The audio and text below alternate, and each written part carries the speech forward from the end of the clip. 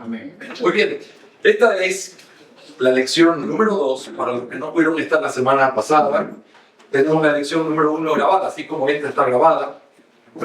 Y el título de esta lección es ¿quiénes deben y pueden ser miembros de una iglesia? ¿Quiénes deben y pueden ser miembros de una iglesia? Ese es el título de la lección que vamos a tratar el día de hoy. Ahora, hermanos, hemos estudiado en nuestra clase anterior el fundamento bíblico de la membresía y hemos comprobado, espero, a través de la palabra de Dios, que realmente el tener una membresía es un asunto absolutamente bíblico. Es una responsabilidad que tenemos porque la Biblia lo enseña. Pero lo que vamos a hacer el día de hoy es hacernos la pregunta: ¿quiénes deben y pueden ser parte de la membresía en una iglesia? ¿Quiénes deben y pueden? Y la forma en la que vamos a responder esto es a través de ver tres categorías o cosas que ya las mencionamos en la lección anterior, pero hoy vamos a profundizar un poco más, sobre todo en la primera. Pero antes de poder hacer eso, yo quiero que me permitan ilustrar qué es lo que pasa con este asunto de la membresía en diferentes lugares. Y les voy a dar tres ejemplos. Esto es lo más común. No es una iglesia en particular en la que estamos pensando. Esto es lo común en las iglesias evangélicas. ¿Cómo funciona la membresía? Bueno, número uno, hay algunos que dicen que se puede tener una membresía que es aceptada superficialmente. Esto es los conceptos erróneos, ¿ok? Como no debe ser. Una membresía aceptada superficialmente. Escuchen esto. Hay algunas iglesias que aceptan a los nuevos miembros por medio de criterios muy sencillos y lo hacen sin considerar aspectos vitales que el Nuevo Testamento nos enseña. La escena es una iglesia que tiene este punto de vista, sería algo así. Trato de describir lo que esto sería. Imagínalo conmigo. Esta es la cuarta vez que Juan viene a la iglesia con su familia. Ya conoce a algunos hermanos de la iglesia y poco a poco se ha ganado el cariño de los hermanos. El pastor de esa iglesia determina que es tiempo de hablar con Juan sobre su membresía. Después de conversar sobre algunas cosas, él decide que Juan debe solicitar su membresía y determina hacerlo el próximo domingo, es decir, el quinto domingo que Juan está en la iglesia, el quinto domingo de una manera pública. Así que después de que termine el culto, el pastor pide a los miembros de la iglesia que se queden para tener una reunión extraordinaria. Juan dice a los hermanos su deseo de ser miembro de la iglesia junto con su esposa y la decisión es sometida a una votación improvisada, sin reflexión, sin tomar en cuenta el fruto de su vida o si el hermano realmente entiende el evangelio. Los miembros en unanimidad levantan sus manos y Juan es aceptado en la membresía. Ese es un tipo de membresía que no está bien y que vamos a tratar de mostrar cómo es lo correcto. Pero eso es un tipo de forma de membresía que algunas iglesias practican. Otra forma, una membresía aceptada a través de un bautismo sin ningún proceso o evaluación. Este es el punto de vista más común, el cual es practicado en la mayoría de las iglesias. Creemos, hermanos queridos, y escuchen esto, creemos que el bautismo es la puerta de entrada a la membresía. Nosotros creemos eso. Creemos que esa es la clara enseñanza de la palabra de Dios y por eso cuando alguien es bautizado en una iglesia debe necesariamente ser aceptado como miembro. El problema no es ese. El problema es que muchas iglesias no usan un criterio bíblico sobre quién debe ser bautizado. Y por lo general el criterio que utilizan es muy simple. ¿Te quieres bautizar? Sí. ¿Has recibido a Jesús? Sí. Ven, te bautizo el próximo domingo. Espera. Creo que la Biblia dice algo más que eso. Y creo que eso es lo que tenemos que pensar. Déjame ilustrarte el cuadro de esto con las siguientes palabras. Andrés, cualquier nombre que coincida con ustedes es pura coincidencia, ¿ok? Pero Andrés va con su familia a la iglesia desde que tiene uso de razón. Ahora que está atravesando sus años de colegio, ha visto por primera vez la necesidad de ir al grupo de jóvenes. Aunque no entiende muy bien todavía eso de la salvación, está entusiasmado con el bautismo porque algunos de los muchachos de su grupo de jóvenes fueron bautizados el mes pasado por el pastor. Así que los papás de Andrés están felices de la decisión de su hijo y lo quieren apoyar. Finalmente llega el gran día, los ojos de la iglesia están sobre Andrés, quien está vestido con una túnica blanca y metido en el bautisterio de la iglesia. El Andrés que sale de las aguas del bautismo ahora es miembro de la iglesia, aunque ni él mismo está seguro de su conversión, ahora tiene los mismos derechos de todos los otros hermanos. El bautismo es la puerta abierta a la membresía, pero el bautismo debe tener criterio. ¿Quiénes deben ser bautizados? Los creyentes verdaderos. Y para poder reconocer un creyente verdadero, se necesita más que simplemente el hecho de preguntar: ¿recibiste a Cristo? ¿Crees en Él? ¿Te quieres bautizar? ¡Qué lindo! Te animo, vamos a bautizarte. Hermanos, no hace falta que yo les diga, porque en mi propia familia he vivido, en el hecho, no en mi familia directa, pero sí mi sobrino, mi gente querida, que se entusiasman, son parte de algo. Hace unos años le pasé a mi hermano una fotito de sus hijos bautizándole, y no queriendo hacerle daño, sino diciéndole: seguimos orando por ellos. Pero yo le dije: esa no es la forma de bautizarlos. Ellos no son cristianos. Y fueron bautizados, y hoy ninguno de ellos profesa la fe, y no han pasado muchos años. Entonces, eso es algo importante. ¿Quiere decir algo, mi hermano? Sí, una pregunta. Yo que ya fui bautizada, ¿tengo que volver a bautizarme? Si usted fue bautizada siendo cristiana, usted no tiene que volverse a bautizar. Solamente deben ser vueltos a bautizar aquellas personas que no fueron bautizados de la manera que la Biblia lo enseña. ¿Cómo es eso? Bueno, en primer lugar, y muy importante, habiendo sido cristiano, mucha gente fue bautizada no siendo cristiana. Y cuando alguien es bautizado no siendo cristiano, ese bautismo no tiene valor, no por la doctrina del que te bautizó, sino por el hecho de que tú no eras un sujeto apropiado para el bautismo. Pero por el otro lado, hay argumentos o elementos importantes que la Biblia enseña que debe tener un bautismo bíblico. Por ejemplo, el hacerlo por inmersión. Nosotros creemos que no hay ninguna otra forma bíblica válida para bautizar a alguien. Yo fui se me hizo aspersión en la cabeza. No, a mí se me roció. No, si no es por inmersión, debajo del agua no es. Pero también tiene que ser con agua, y tiene que ser en la fórmula trinitaria. Por eso a veces hay algunos conflictos con hermanos amados que vinieron quizás el Señor los salvó de iglesias unitarias. A veces es una pregunta difícil. Yo debo ser bautizado otra vez, pastor, y trato de ser cuidadoso en decirle: mira, ni siquiera es tanto por quién fue el hombre que te bautizó, sino por el hecho de que no haya sido en el elemento correcto. Es la fórmula trinitaria. Entonces, si alguien fue bautizado siendo cristiano en agua, por inmersión y de la fórmula trinitaria, ese bautismo es bíblico, no solo en esta iglesia, sino en todas las iglesias de Cristo. Debería ser recibido sin ningún tipo de problema. ¿Me hago entender? Muy bien. En tercer lugar, un tercer tipo de membresía errónea, y es la membresía sobreentendida. En algunas iglesias la membresía es simplemente un asunto tácito, es decir, está sobreentendida. Los miembros de la iglesia, según este punto de vista, son los que se congregan, sirven y han asumido responsabilidades en la iglesia, los cuales no necesitan el formalismo, dicen ellos, de ser recibidos como miembros, sino que lo son por su desempeño en la iglesia. Cuando un pastor pregunta: ¿quiénes son los miembros de esta iglesia? No es que haya una lista. En este tipo de iglesia ellos dicen: a ver, es fulanito porque él viene ya hace 6 meses fiel. Es sultanito, él tiene 2 años viniendo, él es parte de la iglesia. Ese tipo de membresía es muy deficiente, y vamos a ver por qué. Pero quiero mostrarles cómo se vería esto en la práctica. Desde el día que Fabricio y su familia, otra vez estoy tomando nombre, esto lo escribí hace tiempo, Fabricio y su familia llegaron a la iglesia, han sido hermanos fieles que ayudan en el ministerio y que siempre están dispuestos a ofrendar. Cuando se necesita de alguna cosa en la iglesia, uno puede estar seguro de que ellos se ofrecerán voluntariamente para servir o suplir lo que haga falta. Sin embargo, hace 3 semanas que Fabricio y su familia ya no están viniendo.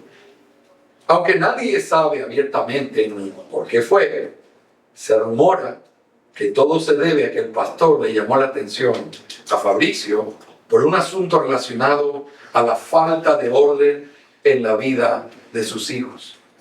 Lo triste es que hace unos días nos enteramos de que Fabricio ya está asistiendo a una nueva iglesia y está sirviendo en ella. Es decir, ya inmediatamente tomado, él ahora es parte de otra iglesia, porque no hay asuntos formales, ni prácticos, ni legítimos. Simplemente sales, eres útil, ven acá, tú eres parte y eres líder en nuestra iglesia. Ese es el tipo de membresía sobreentendida. Y ese tipo de membresía no es la forma en la que nosotros entendemos que la Biblia enseña cómo debe ser la membresía. Y alguien puede preguntar: ¿por qué hay tantas deficiencias en estos ejemplos que hemos dado con respecto a la membresía? Porque el criterio para recibir miembros no está basado completamente en un estándar bíblico. El propósito de esta lección es evaluar cuáles son las características que tiene alguien que va a ser recibido en una membresía y cuáles son las cosas que se deben demandar de esas personas. Así que vamos a ver las características de los participantes de la membresía. Voy a leerles, ustedes saben, o la mayoría lo saben bien, somos una iglesia confesional, lo cual no significa que la confesión está al nivel de la palabra de Dios, de ninguna manera. La confesión es un resumen útil, creemos, humano, que podría tener errores de lo que la palabra de Dios dice. Pero lo utilizamos como una expresión de nuestra fe, aún para explicar ciertos conceptos que nos pueden ayudar. En la confesión de fe, en el capítulo 26, párrafo 6, dice lo siguiente. Escuchen con atención porque de aquí voy a tomar los puntos de nuestra lección. Dice así: los miembros de estas iglesias son santos por su llamamiento y en una forma visible manifiestan y evidencian por su profesión de fe y su conducta su obediencia al llamamiento de Cristo y voluntariamente acuerdan andar juntos conforme al designio de Cristo, dándose a sí mismos al Señor y mutuamente por la voluntad de Dios, profesando sujeción a los preceptos del Evangelio. ¿Qué es lo que encontramos aquí? Aquí encontramos tres cosas clave. La primera empieza con estas palabras: los miembros de esta iglesia deben ser, en primer lugar, santos por su llamamiento y en una forma visible manifiestan y evidencian que lo son. Así que si yo les pregunto a ustedes, ¿cuál es la primera característica que debería tener un miembro de una iglesia? Ser salvo, ser un creyente. Y eso significa ser santo en el sentido de que ha sido llamado este llamamiento santo como un hijo de Dios. Pero en segundo lugar, no solo que lo es porque dice serlo, es importante que lo diga, pero ¿cuál es el otro detalle que aparece aquí? Lo manifiesta, es visible. Es algo que puede ser comprobado. En un ratito más les voy a dar un principio de por qué la iglesia debe participar en esto bíblicamente. Pero esta es la parte clave. No es solo santo porque o salvo, porque él dice serlo, lo dice, lo aclara, pero hay una iglesia que lo ve y lo evidencia y dice, es creyente. Yo veo cómo escucha la palabra, yo veo cómo presta atención, yo veo su diligencia, yo veo que está tratando de poner atención en las cosas que se enseñan. Eso es parte de la evidencia. Yo veo que está luchando con sus pecados, que reconoce sus pecados, los está mirando y no se queda con eso. La consejería que le di está dando resultados, está avanzando, está peleando. Y cuando le pregunto cómo va, me dice, pastor, en la lucha. Y yo le digo, muy bien, porque de eso se trata. Pero eso es lo que hace un creyente. Así que ese creyente debe ser, profesar serlo, pero también evidenciar que lo es. En segundo lugar, en las palabras, y voluntariamente acuerdan andar juntos. ¿Cuál es el detalle aquí? Voluntariamente. Alguien que me defina qué es voluntariamente. Algo que le nace. Muy bien, algo que te nace, algo que nadie te está coaccionando a hacer, ¿verdad? Tú estás haciéndolo por tu libre voluntad. Yo quiero esto. Eso significa voluntariamente. Voluntariamente implica algunos detalles que lo vamos a ver en un sentido muy corto, específico, pero voluntariamente implica que para que alguien sea parte de una iglesia no solamente debe ser cristiano, sino que debe voluntariamente, sabiendo lo que esa iglesia cree y sabiendo lo que esa iglesia practica, dice, yo quiero ser parte de esta iglesia. ¿Me hago entender? Nadie, jamás, bajo ninguna circunstancia, debe ser miembro de una iglesia de una manera obligatoria. Ahora, te voy a decir algo importante aquí. Ser miembro de una iglesia es algo obligatorio. Pero ¿de qué iglesia? Eso es algo voluntario. ¿Me hago entender? Porque si tú eres un cristiano, tienes que vivir siendo miembro de una iglesia. Y nosotros lo entendemos. Pero ¿de qué iglesia vas a ser parte? Es algo que vamos a tener que mirar dependiendo de lo que esa iglesia crea y lo que esa iglesia practique. Así que yo quiero que todos ustedes sepan desde esta clase que ninguno está obligado a ser parte de esta iglesia por tomar este curso. Ninguno. Porque hay una pregunta importante que vamos a tener que hacer los pastores durante el proceso. ¿Estás de acuerdo con lo que creemos? No tanto si crees todo exactamente igual, estás de acuerdo que esa es la fe de esta iglesia y te sometes a ella. Y no vas a enseñar nada contrario a eso para crear deficiencias o divisiones entre nosotros. ¿Estás de acuerdo en que eso es de lo que se va a predicar cuando vengas a escuchar la palabra de Dios desde el púlpito? Sí, pastor, yo estoy de acuerdo y quiero ser parte de la iglesia sabiendo eso. ¿Me hago entender? Esto no es las letras chiquitas diciendo, a ver, firma, y después, qué pena que no leíste, y dice que nosotros creemos tal cosa. No. Antes de firmar, las letras son bien grandes para saber, esto es lo que queremos. Y yo espero que algunos de ustedes, que sé que tienen la mejor disposición, pero que quizás tengan dudas sobre cualquier doctrina que nosotros podamos tener. Son 40 semanas de clase para poder mirar muchísimas doctrinas que si ustedes tienen dudas, y las dudas son preciosas, porque cuando uno tiene dudas, uno está tratando de decir, yo quiero ser fiel a lo que Dios dice. Yo no quiero tomar lo que los hombres dicen, yo quiero ver si los hombres lo enseñan bien, pero primero quiero que me muestren que eso es algo que Dios dice. Y eso es algo correcto. Así que vamos a tomar, para hablar de las quizás doctrinas que podrían ser un poco más conflictivas en el alma de alguien que quizás nunca ha sido parte de una iglesia reformada. Como por ejemplo, guardar el día de reposo. ¿Qué significa eso? ¿Por qué dice eso? ¿Cómo se lo guardan de manera práctica? ¿Por qué decimos guardar? Eso me suena a adventista del séptimo día. Eso me suena a alguna otra. Bueno, déjame explicártelo a través de las lecciones. Y siente la libertad. Por eso estamos en esta clase. Para que hagas todas las preguntas que tengas que hacer. Si tú tienes dudas sobre esta doctrina y tratar de responderlas. Porque si yo no creyera que lo que enseñamos es verdad, entonces lo trataría de esconder y diría que nadie cuestione. Pero como creo que lo que enseñamos es verdad, tiene que ser abierto, público y presentado para que podamos otra vez interactuar, preguntar, cuestionar. Esa es la manera correcta. ¿Okay? Muy bien. En último lugar, el párrafo dice, dándose a sí mismos al Señor y mutuamente por la voluntad de Dios. Noten, dándose a sí mismos y al Señor. Esto tiene dos direcciones. Nosotros hacemos un compromiso entre nosotros. Voy a perseverar. Hey, Pastor Jorge, yo me comprometo a venir, a asistir, a dar mis dones, mis talentos, todo lo que yo tengo para la gloria del Señor. Y también, Señor, me comprometo contigo, soy fiel a lo que le estoy prometiendo a estos hombres. Así que ese compromiso tiene dos direcciones. Y dos direcciones que tienen que ser asumidas por todo aquel que quiere ser parte de una iglesia local. Así que estas cosas, como ustedes ya lo han escuchado 1000 veces de mí, no se cansen de eso, pero estas tres cosas se pueden resumir en tres palabras. Creyentes, voluntarios y comprometidos. Creyentes, voluntarios y comprometidos. Hoy, en el tiempo que nos resta, voy a profundizar mucho más en la parte de creyentes, porque es una parte importante de saber qué es lo que queremos decir con eso o cómo entenderlo. ¿Qué hora es? 10:06. Ya, estamos robando aquí con el tiempo. Muy bien, tengo 30 minutos. Vamos a bajar y 36 y 40 más o menos. Y le pedimos después disculpas al pastor Taylor. Es mejor pedir disculpas que permiso. ¿Qué opinan? No, vamos a tratar de hacerlo en 30 minutos. Muy bien. En primer lugar, entonces, la primera característica o requisito de un miembro es ser creyente. Así que podríamos decirlo de esta manera. La membresía debe ser solo para creyentes. Para que una persona sea recibida en la membresía de la iglesia es esencial que haya nacido de nuevo, que sea un verdadero creyente, pero entonces se levanta una pregunta vital. ¿Cómo podemos saber si una persona es un verdadero creyente? ¿Cómo lo podemos saber? Bueno, eso nos lleva entonces a tener que considerar dos cosas importantes con respecto a esto.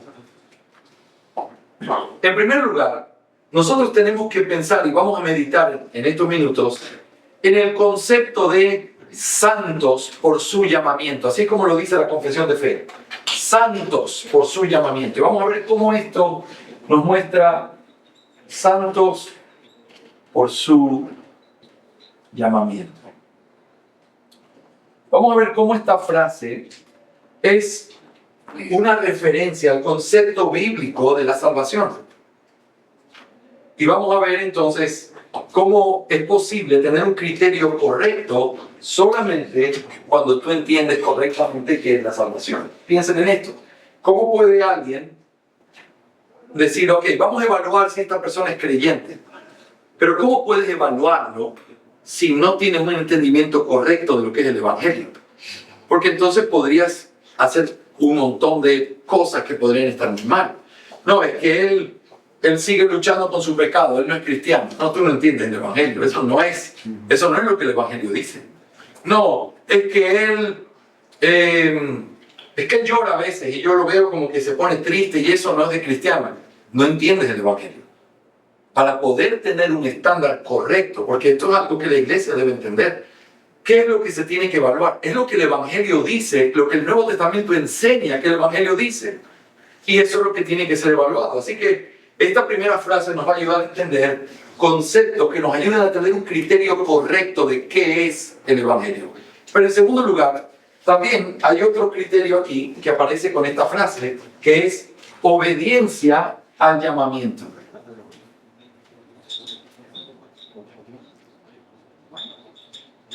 Así que estas dos cosas nos van a servir en nuestra clase, estas dos frases nos van a servir en nuestra clase para poder entender mejor la salvación y así también entender a través de esta segunda frase qué es lo que debemos esperar de alguien cuando dice ser salvo o cuando quiere manifestar que es salvo. ¿Ok?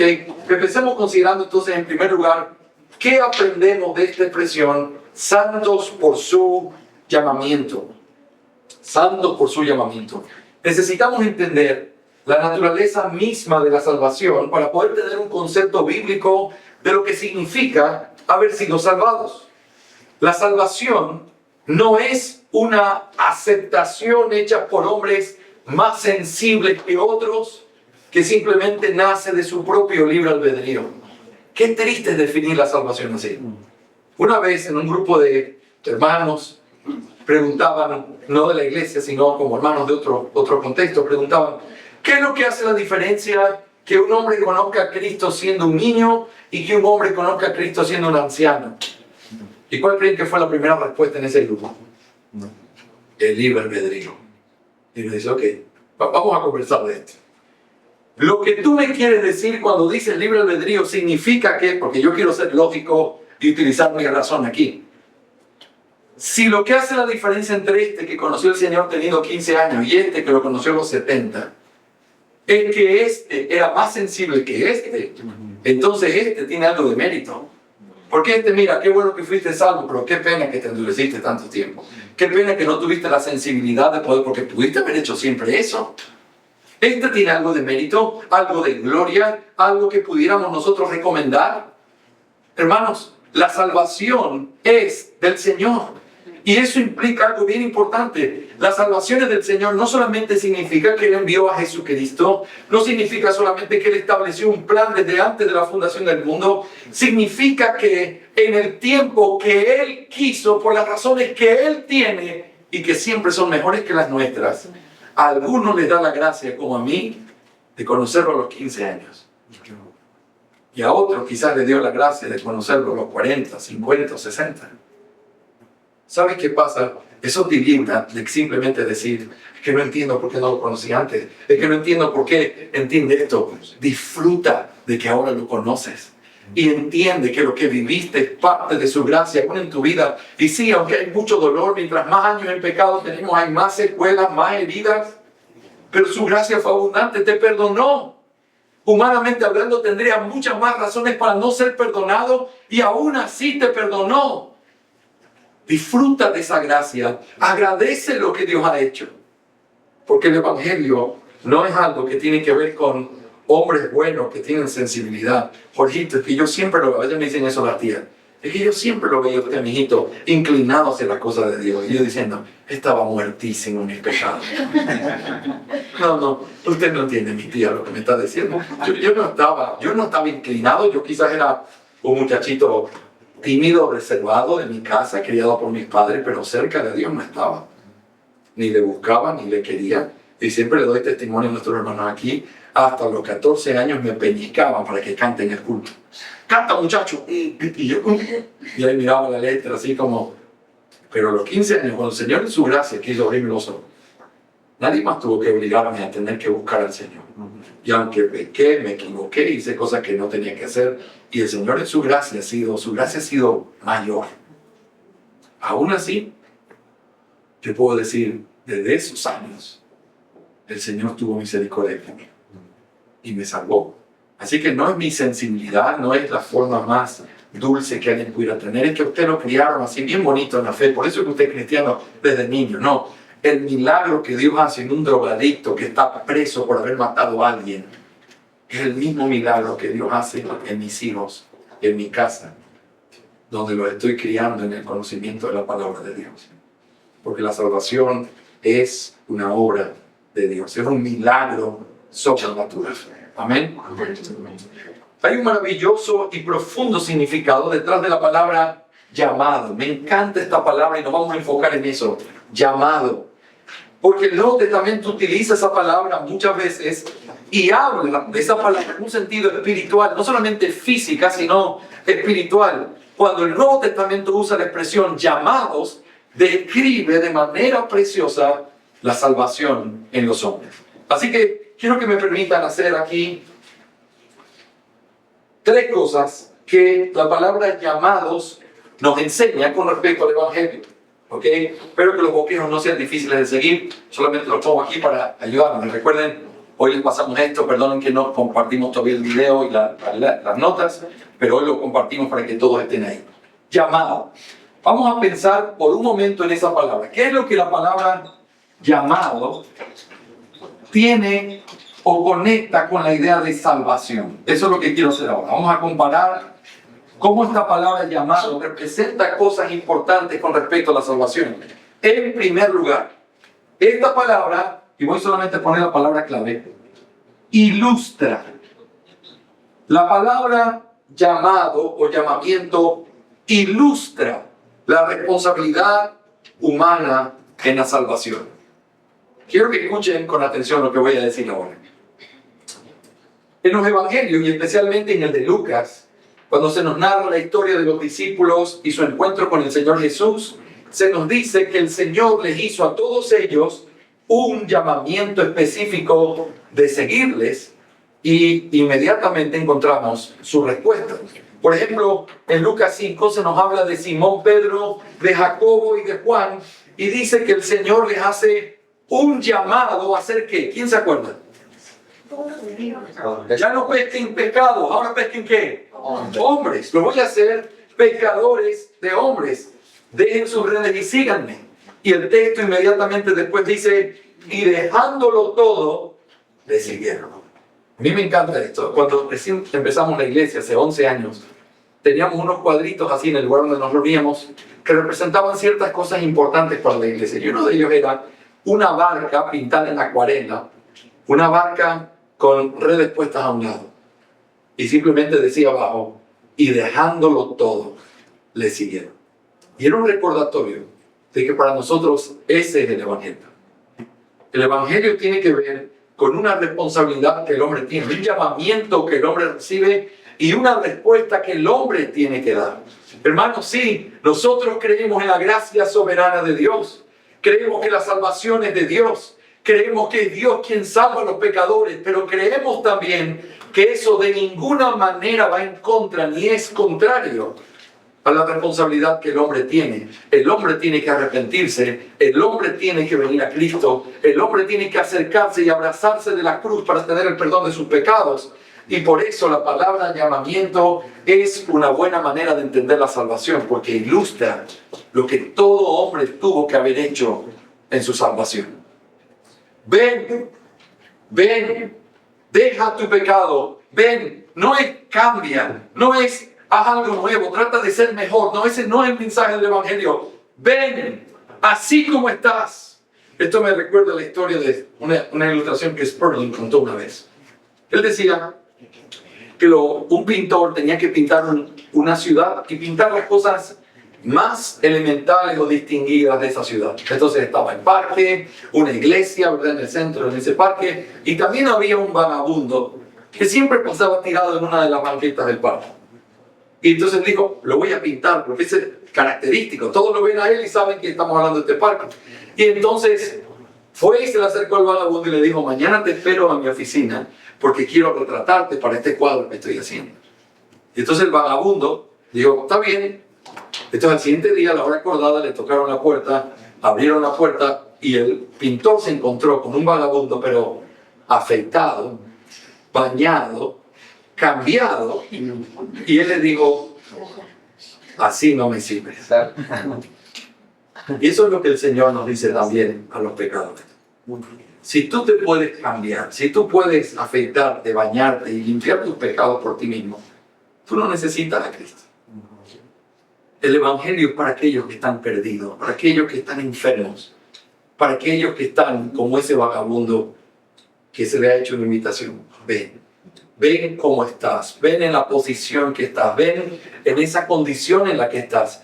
Déjalo todo y ven, te recibo como estás. Y el hombre entonces escucha un llamado que es el llamado de su salvación. Así que, en primer lugar, el llamamiento ilustra lo que el hombre tiene que hacer en la salvación. En segundo lugar, también voy a usar una segunda palabra. La palabra llamado o llamamiento no solamente ilustra, sino que también describe. Describe. ¿Qué es lo que describe? Bueno, describe la obra de Dios en los pecadores. Es interesante.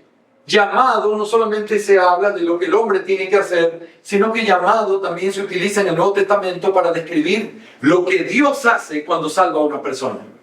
Y hay muchísimos textos, vamos a buscar quizás 2 o 3 nada más para poder tenerlos todos y poderlos escuchar. Pero vamos a hacer esto, voy a darle un texto a cada uno y lo vamos a ir leyendo, ¿ok? Entonces, vamos a empezar, voy a pedir a Wandicita que nos lea a los Tesalonicenses capítulo 2, versículos 3. Oh, Mayra, estoy hablando. Mira, sí estoy pensando, perdóneme, allá con mi Wendy. Y ya que mencioné a Wendy, ella nos va a leer 1 Corintios 1, 23 y 24. Mi Mayra, 2 Tesalonicenses 2, 13 y 14. Y Wendy, 1 Corintios 1, 23 y 24. Y le voy a pedir a la joven Belencita que nos lea Romanos 1, 6. Y le voy a pedir a Walter que nos lea Romanos 8, 28 al 30. Bien. Así que vamos a leer en primer lugar, Omaira nos va a leer, 2 Tesalonicenses 2, 13 al 14. Escuchen todo con atención lo que dice el pasaje. Sí. Sí. Pero nosotros debemos dar siempre gracias a Dios respecto a vosotros, hermanos amados, por el Señor, que de Dios os haya escogido desde el principio para salvación, mediante la santificación, por el Espíritu y la fe en la verdad, a lo cual os llamó mediante nuestros evangelios para alcanzar la gloria de nuestro Señor Jesucristo. Muy bien, hasta ahí. Noten, mediante el cual, ¿qué hizo el Señor a través del Evangelio con los pecados? ¿Qué hizo? Nos llamó. Nos llamó. Ahí está el llamamiento que Dios hace. Es interesante que esta palabra en el Nuevo Testamento describe la obra de Dios en la salvación. Dios llama. Pues visita, ¿qué dice 1 Corintios 1, 23 y 24? Pero nosotros predicamos a Cristo crucificado, para los judíos ciertamente tropezadero, y para los gentiles locura, mas para los llamados, así judíos como griegos, Cristo, poder de Dios y sabiduría de Dios. Muy bien, noten, ¿cómo se le llama aquí a los creyentes? Porque aquí está haciendo una distinción, ¿verdad? Para los judíos, ¿Cristo qué es? Tropezadero. Y para los gentiles, ¿qué es? Locura. Pero luego pone una tercera categoría, más para nosotros. ¿Y cómo le llama a ese grupo? Los llamados. Más para nosotros, los llamados, Él es, ¿qué cosa? Poder de Dios y sabiduría de Dios. Así que, interesantemente, la expresión llamados es un sinónimo de cristianos, porque eso significa que todo cristiano lo es porque ha sido llamado por Dios. El último, bueno, otro pasaje más, Romanos 1:6, Berencita. Entre los cuales estáis también vosotros llamados a ser de Jesucristo. Se dice aquí que los creyentes en Roma habían sido llamados a ser de Jesucristo. Y uno es llamado a ser de Jesucristo en la salvación. Yo fui llamado a ser suyo. Así que llamados describen lo que Dios hace. Él llama poderosamente y el hombre responde a ese llamado. Finalmente, Romanos 8:28-30, ¿qué dice? Y sabemos que a los que aman a Dios, todas las cosas les ayudan a bien. Esto es a los que conforme a su propósito son llamados. Porque a los que antes conoció, también los predestinó para ser hechos conforme a la imagen de su Hijo, para que Él sea el primogénito entre muchos hermanos. Y a los que predestinó, a estos también llamó, y a los que llamó, a estos también justificó, y a los que justificó, a estos también glorificó. Noten cómo se llama aquí, como los puritanos le han llamado, la cadena dorada, preciosa, inquebrantable de la salvación. ¿Cuál es esa cadena? Bueno, dice que Dios nos ha llamado a ser conforme a la imagen de su Hijo. Y luego dice en el versículo 30, y a los que predestinó, a estos también llamó. Y a los que llamó, a esto también justificó. Pregunta, según este texto, ¿quién llama? Dios. ¿A quién llama? Los predestinados. A los predestinados, según este texto. ¿Y para qué los llama? Para ser justificados. Y también para hacerlos conforme a la imagen de su Hijo, que implica santificarlos, transformarlos y llevarlos a la gloria. Así que mi punto aquí es, todavía no estamos entrando en el asunto de la elección, pero mi punto es, ¿pueden notar cómo la palabra llamados es algo que describe lo que Dios hace por nosotros en la salvación? Él nos llama. Él nos llama. Hay muchísimos pasajes más. En sus notas tienen aquí por lo menos 15 textos más que utilizan la misma expresión, llamados, para hablar de cómo se refieren a los cristianos, porque fueron llamados por Dios para ser salvos. Así que estamos comparando, recuerden, estamos mirando cómo esta frase nos enseña conceptos correctos de la salvación. Y hemos analizado que cuando comparamos la palabra llamado, nos damos cuenta que demuestra muchas cosas sobre la salvación. Hemos visto que, en primer lugar, ilustra lo que el hombre tiene que hacer. El hombre es llamado, arrepiéntete, ven. Pero por el otro lado, describe lo que Dios ha hecho. Dios nos llama, y nos llama por el Evangelio, y nos llama a ser suyos. Pero en tercer y último lugar, la palabra llamado también explica el propósito de Dios para la vida del creyente. Explica.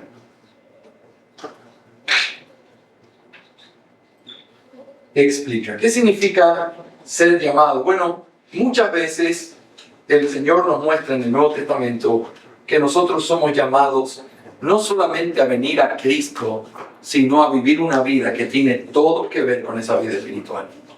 Es una vida en la cual nosotros tenemos que dejar lo que éramos, dejándolo todo, y comenzamos a seguirle. Así que la salvación, hermanos amados, tiene que constar siempre de estos tres elementos que son imprescindibles. ¿Por qué? Porque puedo resumirlo de esta manera. Primero, un verdadero creyente es una persona que, al igual que los apóstoles cuando eran discípulos, ha escuchado el llamado de Dios y ha respondido a ese llamado en fe en el Señor Jesucristo y en arrepentimiento para con Dios, mediante un arrepentimiento genuino que nos lleva a dejarlo todo y seguirle. Nadie puede ser considerado un creyente si él no afirma el hecho de ser un llamado por Dios. ¿Qué significa?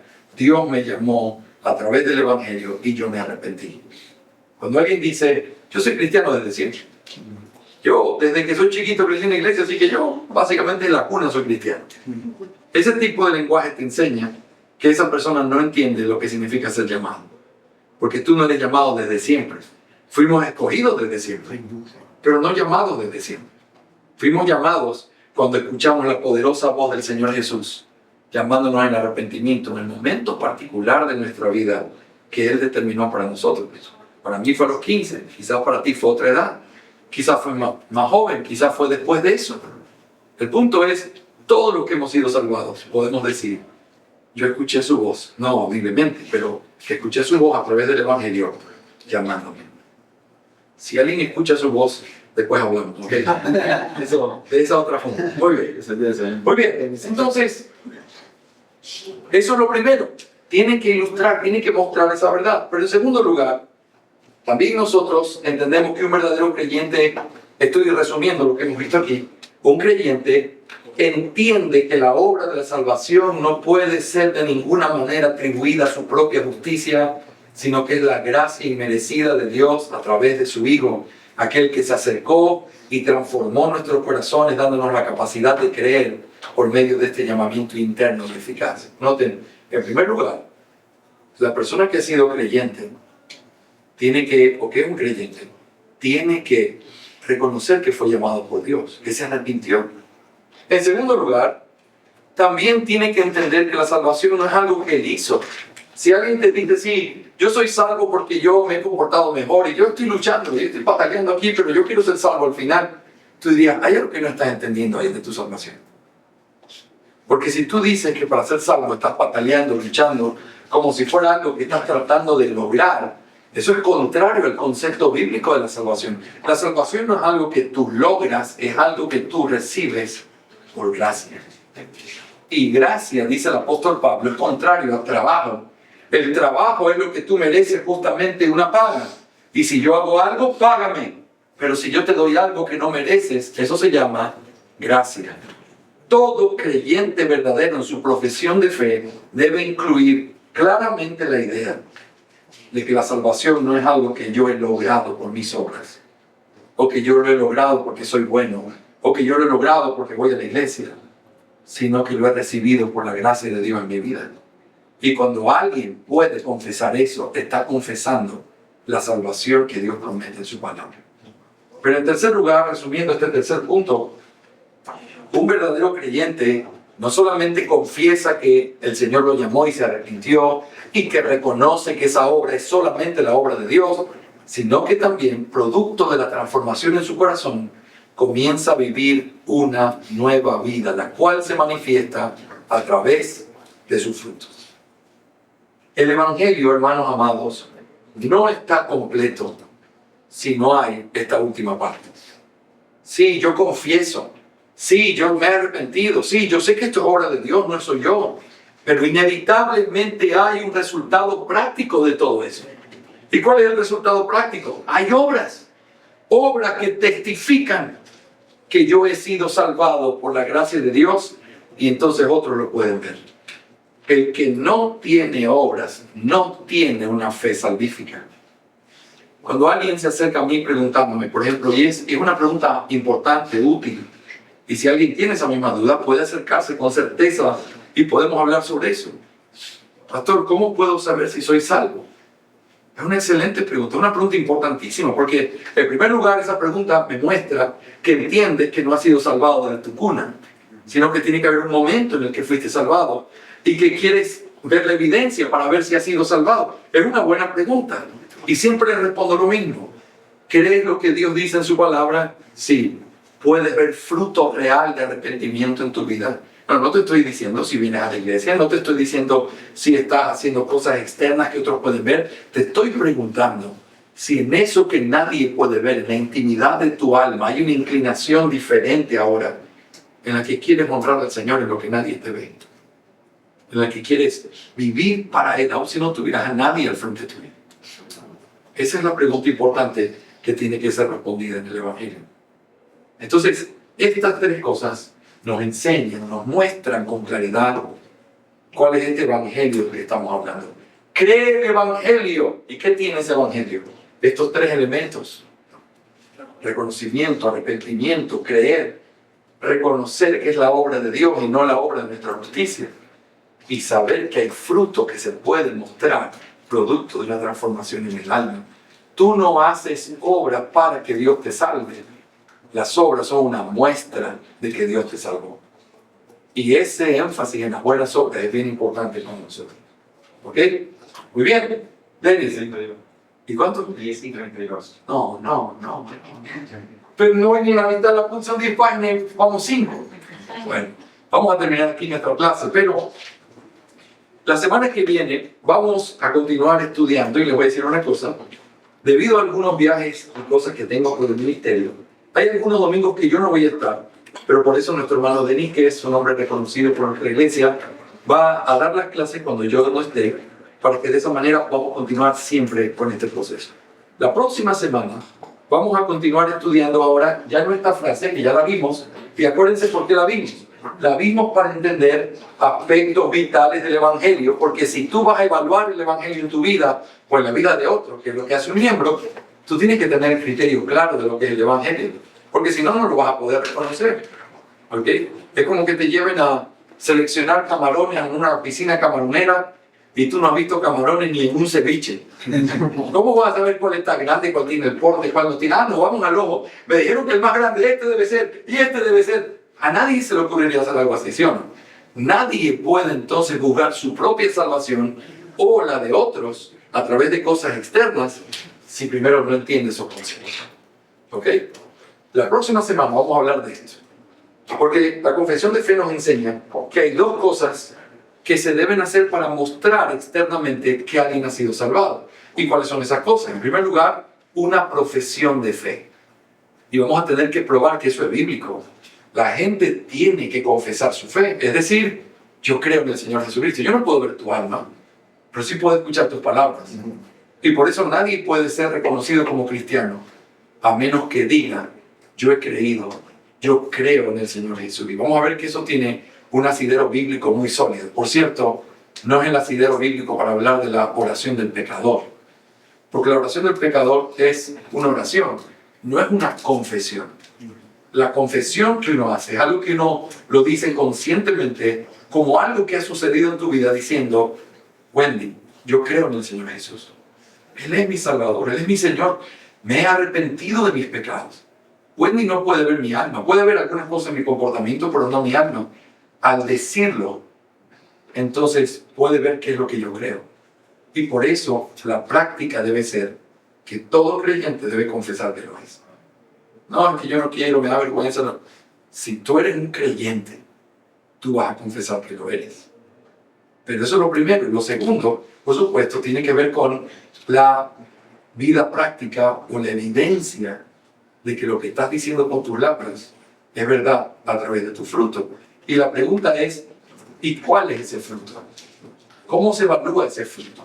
Porque yo veo que el hermano toca la guitarra todos los domingos en el culto. Porque yo veo que el hermano predica.